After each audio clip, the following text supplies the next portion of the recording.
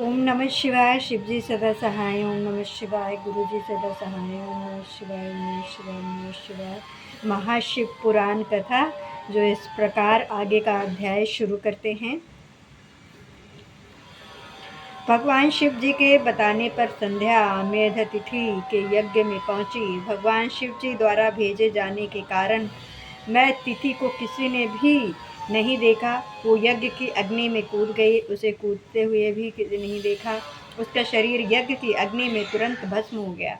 अग्नि ने उसके शरीर को जला करके सूत्र ने उसके शरीर को अपने रथ में स्थापित कर लिया और उसके शरीर का ऊपरी भाग रात्रि और दिन के बीच में होने वाली प्रत्यय काल की मध्य हो गई और शेष नीचे का भाग पितरों की प्रसन्नता के लिए दिन का अवसर वाली संध्या हो गया।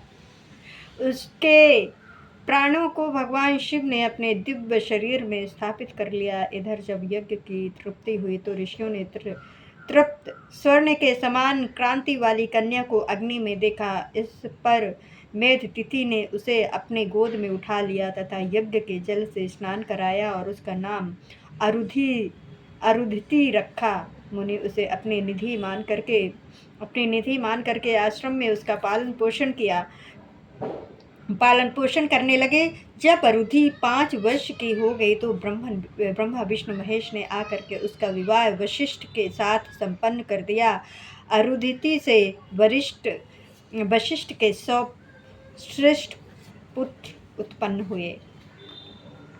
ब्रह्मा जी ने नारद जी को बताया, जब संध्या को देखने मात्र से शिव ने मुझे फटकारा था, तब से मैं शिव जी की माया से मोहित होकर के ईर्ष्या करने लगा।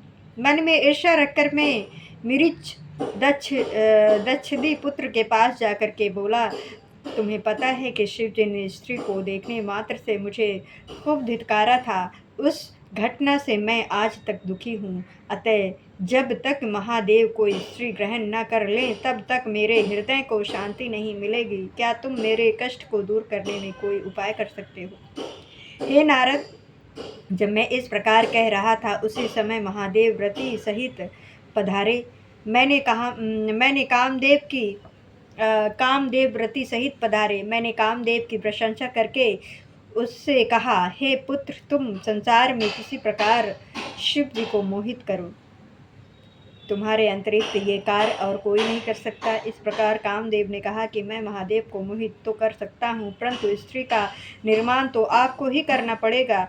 इससे मैं और दक्ष प्रजापति चिंता में पड़ गए कि किसके द्वारा शिव जी को मोहित करें। मेरी चिंताग्रस्त सांसों से जो वायु निकली उससे पुष्पित ताम्र देव वाला सुंदर नासिक वाला पुरुष उत्पन्न हुआ। मैंने उससे कहा, हे मंथत, ये रमण का हेतु होने से बसंत नाम वाला है। इसे तुम अपना साथी समझो। इसके साथ ही तुम रति को लेकर के शिव जी को मोहित करो। फिर तो कामदेव ने अपनी पत्नी रति के साथ मेरे चरण स्पर्श किए और कैलाश को प्रस्थान कर गया। वहां जाकर कामदेव ने प्राणियों को मोहित करने के लिए अपना प्रभाव फैलाया। बसंत ने भी उसका साथ दिया। शिव जी को मोहित करने के लिए कामदेव ने अनेक प्रयत्न किए, परंतु वो असफल रहा। उसके सारे प्रयत्न निष्फल रहे। उसने उदास होकर के मुझसे कहा, मैं शिव जी को मोहित करने में असमर्थ हूँ। कामदेव की बात सुनकर के मैं चिंतामग्न हो गया। मेरे चिंतित होने पर मेरे सम्मुख विकराल गण आने को वध यंत्रों को लेकर के प्रकट हुए। उन्होंने कोलाहल करके मारो मारो का शब्द उच्चारण किया। वे मुझे भी मारने दौड़े। मैं कामदेव से बोला, इन्होंने प्रकट होते ही मराय मराय का उच्चारण किया है, अतः इनका नाम मार होगा। ये भी तुम्हारी सहायता करेंगे। अब तुम पुनः शिव जी को मोहित करने जाओ। कामदेव ने ब्रह्मा जी से कहा, आपकी आज्ञा विरोधार्य है, परंतु शिव जी को मोहित करना मेरे वश की बात नहीं है। वे मुझे भस्म भी कर सकते हैं। ब्रह्मा जी के कहने पर कामदेव मरगणों के साथ लेकर के शिव जी के स्थान पर गए, परंतु शिव जी को वहां मोहित करने में असफल रहे। ब्रह्मा जी ने बताया कि कामदेव निराश होकर के मेरे पास लौट करके बोला, हे ब्रह्मा जी, आप स्वयं ही शिव जी को मोहित करें। ब्रह्मा जी नारद से बोले, कामदेव के चले जाने पर शिव जी को मोहित करने का मेरा स्वप्न चकनाचूर हो गया। मैं ये सोचता रहा कि क्या मुक्ति करूं, क्या युक्ति करूं जिससे शिव जी श्री ग्रहण करने को तैयार हो जाएं। फिर मैंने भगवान विष्णु का स्मरण किया। पीतंबर धारण किए विष्णु जी मेरे सामने प्रकट हो गए।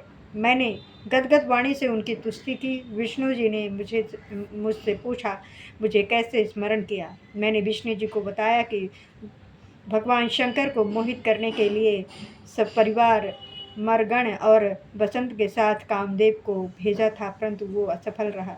तब भगवान श्री हरि बोले, तुम ऐसा क्यों करना चाहते हो? पहले मुझे सच सच बताओ कि इसका क्या कारण है। मैंने हरि को सृष्टि के उत्पन्न की पूरी कथा तथा संध्या को कुदृष्टि से देखने की बात और शिव जी द्वारा मुझे फटकारना आदि सब बातें जो घटित हुई थीं बता दी। शिव जी ने मेरे पुत्र के समकक्ष मेरी निंदा की, उसका मुझे बड़ा दुख है। आप शिव जी द्वारा स्त्री ग्रहण करने पर ही मेरा दुख कम हो सकता है।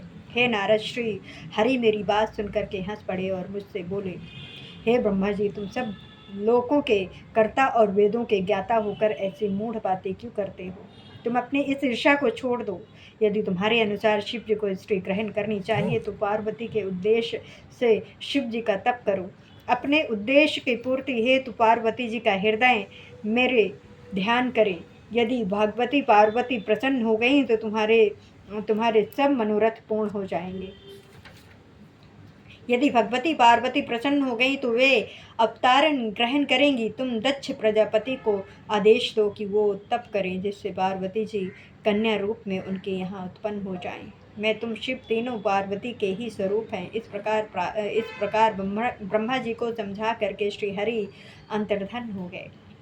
ब्रह्मा जी ने नारद जी को बताया। इसके पश्चात में देवी का स्मरण करके उनसे प्रार्थना करने लगा, हे मातेश्वरी, मेरा कार्य पूर्ण करो।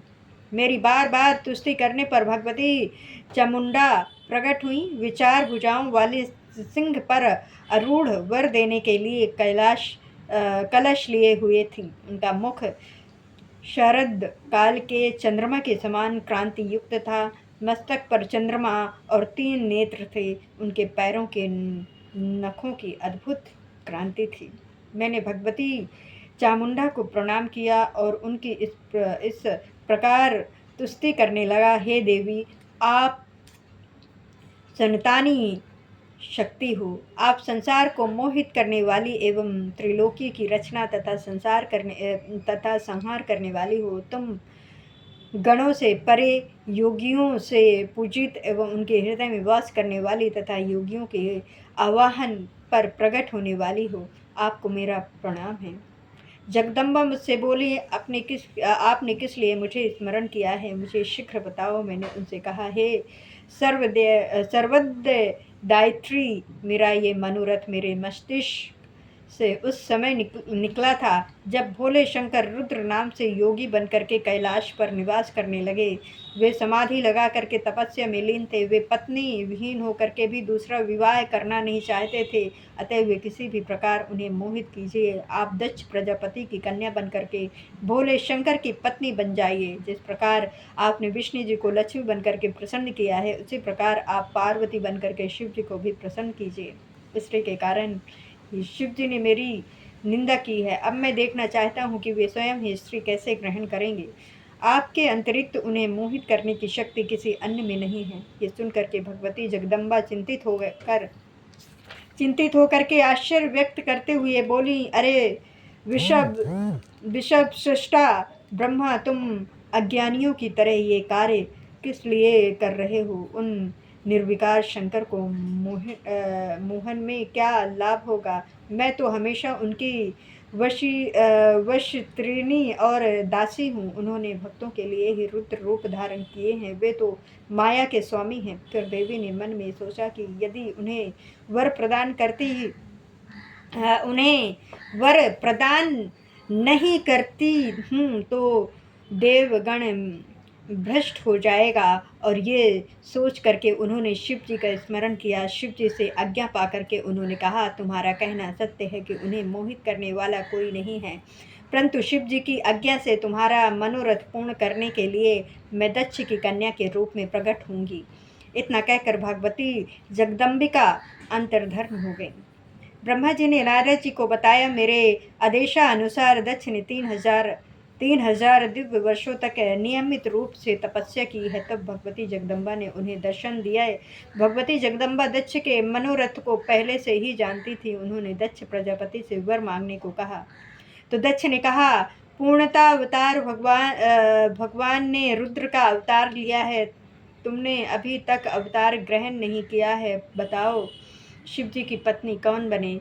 आप ही उनको मोहित करके उनकी पत्नी बनो। इस प्रकार भगवती जगदम्बा ने दक्ष को वरदान दिया कि मैं तुम्हारी पत्नी के गर्भ में पुत्री के रूप में जन्म लूंगी और कठिन तप करके शिव जी की पत्नी बनूंगी। ये सुन करके दक्ष प्रजापति अति प्रसन्न हुए तथा देवी अंतर्धान हो गई।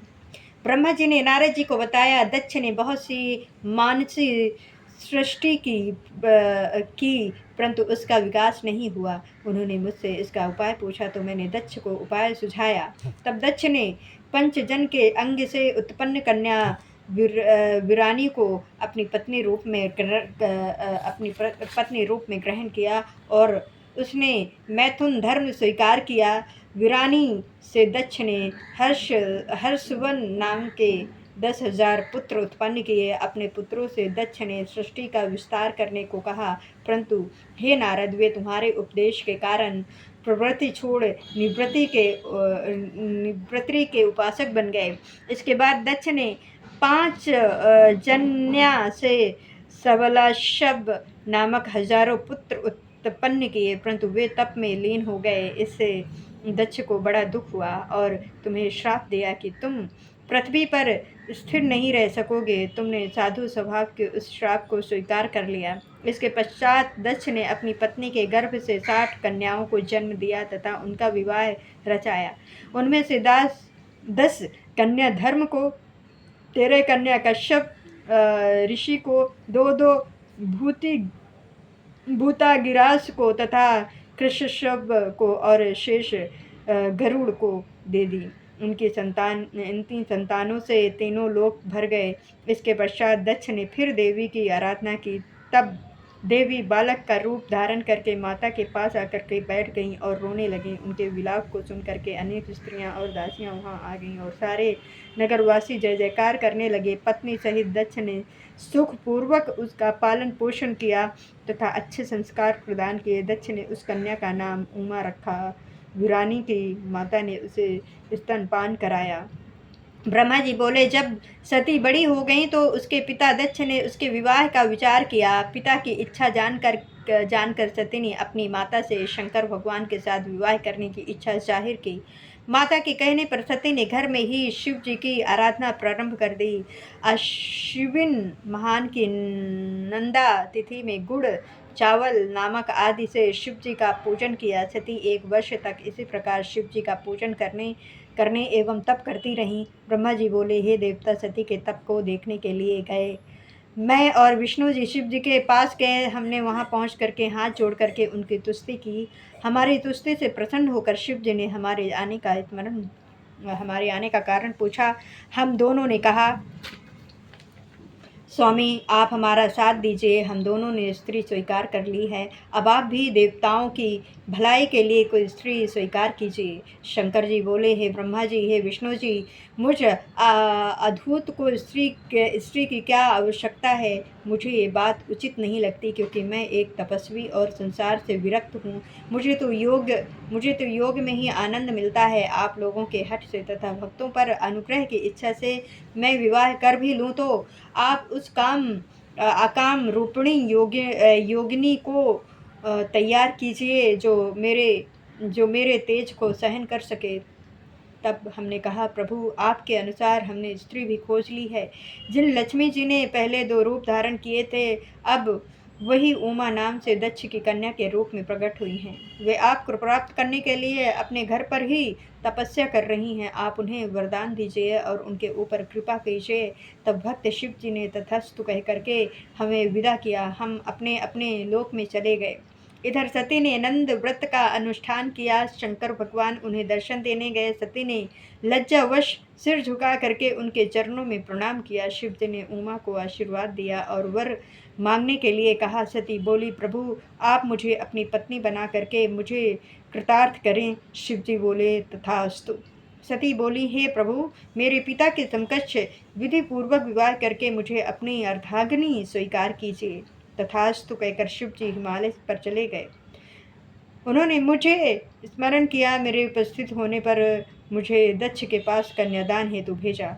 मैंने दक्ष से जाकर के कहा कि तुम अपनी कन्या का हाथ भगवान शिव जी को सौंप दो। ये सुनकर के दक्ष की प्रसन्नता का ठिकाना न रहा। सती ने भी अपने तप की सिद्धि का समस्त वृत्तांत सखियों द्वारा माता के पास भिजवा दिया। दक्ष के तैयार होने का समाचार मैंने शिव जी को जाकर के सुनाया। ब्रह्मा जी ने बताया। मेरे शिव जी के पास पहुंचने पर उन्होंने सती की कुशल क्षेम पूछी और दक्ष का विचार भी पूछा। मैंने सतावना देते हुए भगवान शिव को सब समाचार सुनाए। दक्ष अपनी पुत्री का विवाह आपसे करने को सहमत है। अब आप शुभ मुहूर्त और लग्न विचार करके पाणी ग्रहण कीजिए। विष्णु जी स्मरण करने पर गरुड़ सहित आ गए। मेरे सभी मिरिच आदि पुत्र भी विवाह में सम्मिलित होने के लिए आ गए। चैत्र शुक्ल त्रयोदशी को फल्गुनी नक्षत्र में शिव जी ने रविवार को प्रस्थान किया। देवताओं तथा शिव गणों ने बड़ा उत्साह मनाया। नंदीश्वर पर आरूढ़ होकर के भगवान शिव शीघ्र ही दक्ष के यहाँ पहुँच गए। दक्ष ने विधि पूर्वक भगवान शिव जी का स्वागत किया और शुभ लग्न में सती का कन्यादान किया। सभी देव किन्नरों ने तथा मुनियों ने शिव जी की तुष्टि की। नृत्य गान आदि करके भारी उत्सव मनाया गया। दक्ष ने सती को अपार दहेज देकर के विदा किया। विष्णु जी ने शिव जी के यहाँ पहुँच करके प्रणाम करके कहा, हे प्रभु, आप जगत पिता हैं तथा सती जी जगत माता हुई। आप इसके साथ जगत का कल्याण कीजिए। ब्रह्मा जी ने बताया। शिव जी और सती ने मेरी आज्ञा से अग्नि की प्रदक्षिणा की। नृत्यादि का उत्सव हुआ।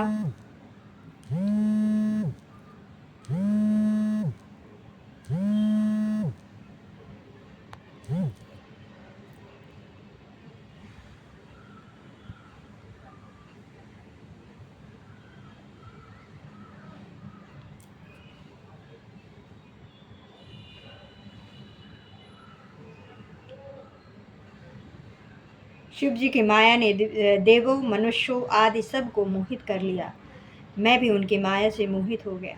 विवाह के समय सती को देख करके मैं कामसक्त हो गया। मैं सती के मुख को देखने की इच्छा करने लगा, परंतु पतिव्रता सती ने अपना मुख ढांक रखा था। मैंने यज्ञ की अग्नि कुंड में गीली लकड़ी के द्वारा धुआं कर दिया और सती के मुंह से पर्दा उठा करके उसका मुख देख लिया।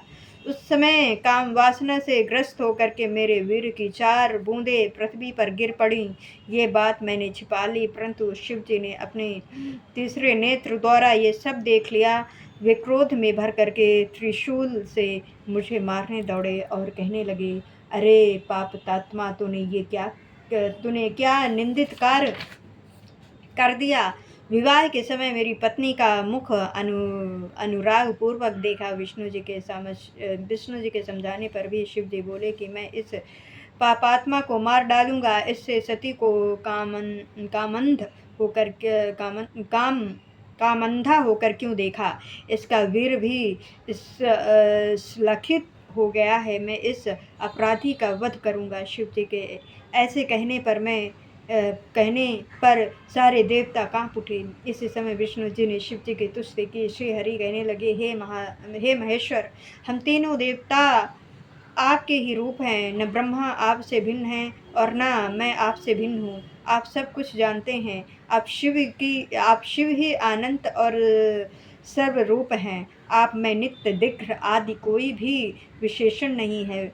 विष्णु जी के इस प्रकार समझाने पर शिव जी प्रसन्न हो गए और मुझे माफ़ कर दिया। हे नारद, शिव जी के शिव जी के मुझे क्षमा कर देने से सभी देवता भगवान शंकर की तुष्टि करने लगे। मैंने भी पूरी तरह से उनकी तुष्टि की। तब भगवान शंकर सबके सामने मुझसे बोले, हे ब्रह्मा, अब तुम निर्भय हो जाओ और मेरी आज्ञा से अपना मस्तक स्पर्श करो। शिव जी मेरे मस्तक पर जा बैठे और मैंने अपना स्पर्श किया। सब देवों के सामने लज्जित होकर मैंने शिव जी से क्षमा याचना की। मैं पाप शुद्ध का उपाय पूछा। तुम मेरे दिए इसी रूप से मेरी आराधना करो। मनुष्योचित कार्य करने से मुझे पृथ्वी पर मनुष्य रूप में विचरण करने का आदेश मिला, क्योंकि जब मनुष्य मुझ ब्रह्मा को घूमता देखेंगे तो वे भी पर स्त्री गमन के पाप से बचेंगे। मेरे वीर की 4 बूंदें पृथ्वी पर गिरी थीं। इससे आकाश में 4 बादल हुए, समवर्ता, अवर्ता, पुरस्कार और द्रोण। ऋषियों को देखते देखते ही वे मेघ बन गए। दक्ष ने विवाह संस्कार के पश्चात शंकर जी को आनंद से विदा किया। कैलाश पहुंच करके सती जी ने गणों का निवास स्थान अपने आश्रम से दूर बनवाया। सब नंदी आदि गण अपने अपने स्थान पर जा करके रहने लगे। एकांत हो जाने पर शंकर और सती जी नाना प्रकार से रमण करने लगे। इस प्रकार शिव जी सती के साथ मिलकर कैलाश के कुंजों में तथा हिमालय पर आनंद विहार करने लगे। इससे शिव जी के 25 वर्ष व्यतीत हो गए। ब्रह्मा जी ने बताया, एक दिन वर्षा हो रही थी। सती ने भगवान शंकर से कहा, वर्षा शत्रु आ गई है। आप अब हमें कैलाश, हिमालय, काशी या पृथ्वी पर रहने योग्य स्थान पर निवास करना चाहिए। इस प्रकार तत्वों के ज्ञाता भगवान शंकर ने कहा, मैं तुम्हारे साथ जहाँ भी रहूँगा वहाँ मेघ नहीं आ सकते। वर्षा काल में भी मेघ हिमालय के नितंब पर ही घूमते रहेंगे। इससे आगे वो भी नहीं जाएंगे। ये समझ करके अब तुम्हें जिस पर्वत पर निवास करना हो वो मुझे बताएं।